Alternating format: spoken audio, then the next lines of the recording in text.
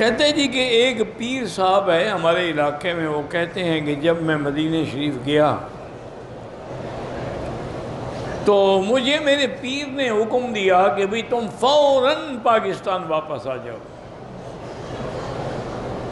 میں جب صلاۃ و سلام پڑھنے کے لیے گیا تو حضور روضے سے باہر آ گیا، فرمایا جو میں پیر نے کہا ہے کہ واپس جاؤ، جلدی واپس جاؤ۔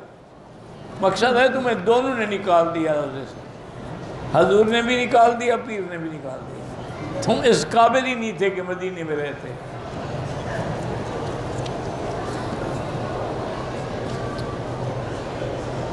کہتے جی کہ کچھ بزرگ پاکستان میں حاملہ عورتوں کو تعویذ دیتے ہیں اور دھاگے دیتے ہیں کہ حمل محفوظ رہے۔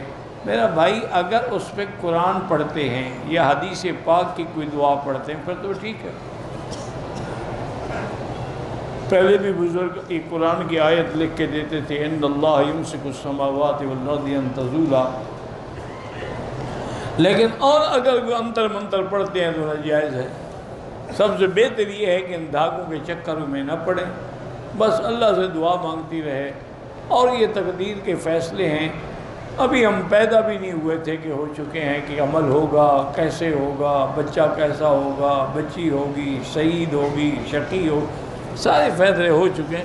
یہ باقی ڈھل مل کی بات ہے، اصل بات ہے یقین کی۔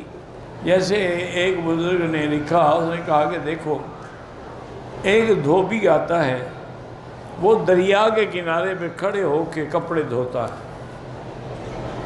اور اوپر سے بڑی سخت دھوپ پڑتی ہے، تو اس دھوپ سے کپڑے تو سفید ہو جاتے ہیں لیکن دھوبی کا چہرہ سیاہ ہو جاتا ہے،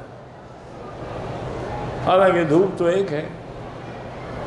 وہ کپڑوں کو سفید کر رہی ہے اور جو دھونے والا ہے اس کا رنگ کالا ہو رہا ہے، جتنا اس پر دھوپ کا اثر ہوگا۔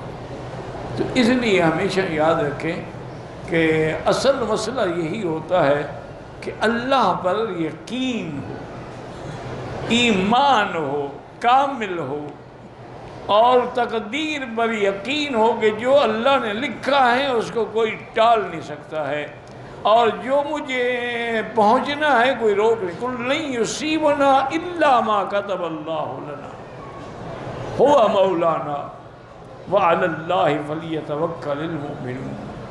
تو اگر عقیدے صحیح ہو جائے نا جی تو بہت سارے مشکلات حل ہو جاتی ہیں پھر اور اگر آدمی ڈھل مل یقین ہو تو کبھی اس پیر کے دروازے پہ، کبھی اس پیر کے دروازے پہ۔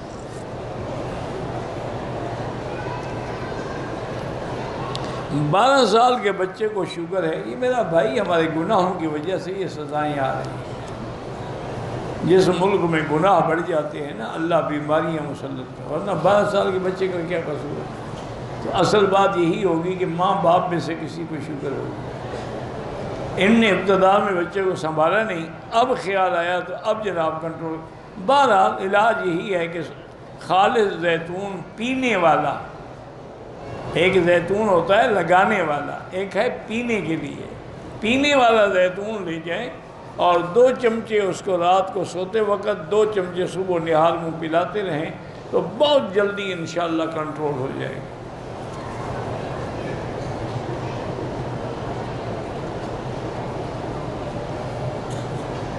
کہتے ہیں میرے 2 بیٹی ہیں، ایک بیٹی ہے، بیٹیوں کا نام عرفات اور مزدلفہ ہے، بیٹی کا نام منہ ہے، ٹھیک ہے، تو باقی کوئی اللہ بیٹا دے دے پھر اس کا نام وہ شیطان والا رکھو گے جمرات؟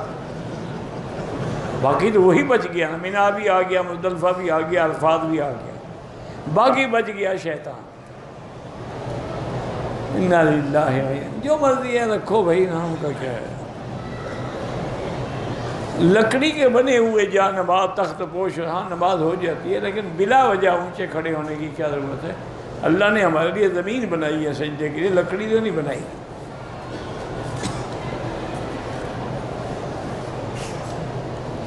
احرام کی حالت میں میری انگلی پہ چوٹ لگ گئی اور خون بھی نکل آیا، کوئی بات نہیں۔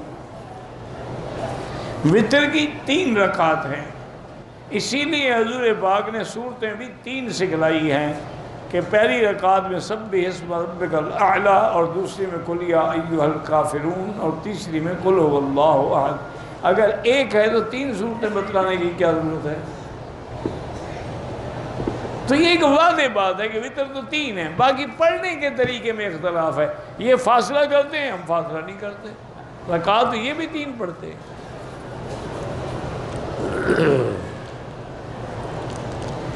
15 رمضان کو ہم نے عید کا فطرانہ دے دیا. وہ فطرانہ نہیں ہے.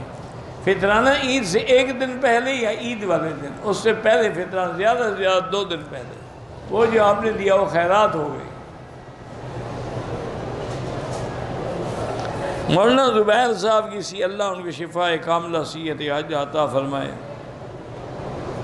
جو لوگ شیعہ کا جنازہ پڑھتے ہیں ان کا نکاح رہ جاتے ہیں. ہاں نکاح تو رہ جاتا ہے، لیکن بہتر ہے کہ نہ پڑھا کر. اس کی وجہ یہ ہے کہ شیعہ کئی قسم کے ہیں. کیا پتہ جس تم نے جنازہ پڑھا ہے وہ کون ہے، کیسا شیعہ ہے. کٹر شیعہ ہے، آدھا شیعہ ہے، پکا شیعہ ہے، سبی شیعہ ہے، غالی شیعہ ہے. وہ کیا بلا ہے، اس لیے بہتر ہے کہ پڑھو ہی نہیں. ایک مولوی صاحب تھے، میرے دوست تھے، اللہ عالم مدت ہو گئی ملاقات ہی نہیں ہوئی. وہ کہنے لگا مکی صاحب میرے ساتھ عجیب تماشا ہوا کہ میں ایک شیعہ کے جنازے میں پھنس گیا. وہ علاقے کا بہت بڑا زمیندار تھا، اور اگر میں جنازے میں شریک نہ ہوتا تو پھر وہ پوری اس کی جو برادری ہے وہ میری مخالف ہو جاتی. پھر میں نے کہا کیا کیا؟ انہوں نے کہا میں جا کے بغیر وضو کھڑا ہو گیا، اور نہ میں نے نیت کی نہ مجھے وضو تھا. پلید کا جنازہ، اس کا پلید ہو کے ہی پڑھنا تھا، پاک ہو کے تھوڑا پڑھنا تھا. میں نے کہا تم نے ٹھیک کیا بھائی. وہ بڑے اساتذہ تھے، بہت اچھے آدمی تھے. اللہ ان کے زندہ ہے تو صحت دے، اور فوت ہو گئے تو درجات بلند کرے. میرا بھائی گزارش یہ ہے کہ حضرت مولانا ظفر علی خان نے مدد ذلہ نے باقاعدہ ایک رسالہ لکھا ہے کہ رمضان کے بعد 6 شوال کے روزے نہیں رکھنے چاہیے، چونکہ ان لوگوں نے روزے رمضان کا حصہ بنا دیا. گویا وہ یہ سمجھتے ہیں کہ 6 روزے میں رکھے تو گویا رمضان ہی مکمل تھا. پھر تو مہینہ 36 کا ہو گیا. 36 کا مہینہ تو ہوتا ہی نہیں. صرف انہوں نے نہیں فرمایا ہے، بہت سارے علماء اس کے. وہ کہتے ہیں اگر رکھنا بھی ہو تو فاصلے سے پورے مہینے میں کبھی کبھی رکھ لو، متواتر 6 اکٹھے نہ رکھو. سادات کو زکوٰۃ نہیں دے سکتے.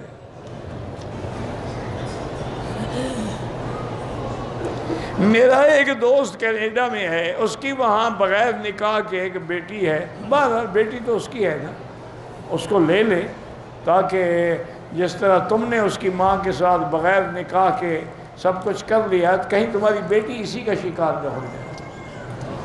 اس کو لے لو، اس کو مسلمان کرو اور اس کی حفاظت کرو.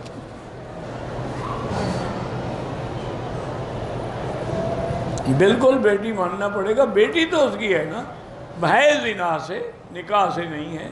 اس کو شرعاً جو ہے بیٹی نہیں کہا جاتا، لیکن نطفت اسی کا ہے. الولد ولد جو ہے اس کے لیے جس کا نکاح ہو. دعا کر سکتے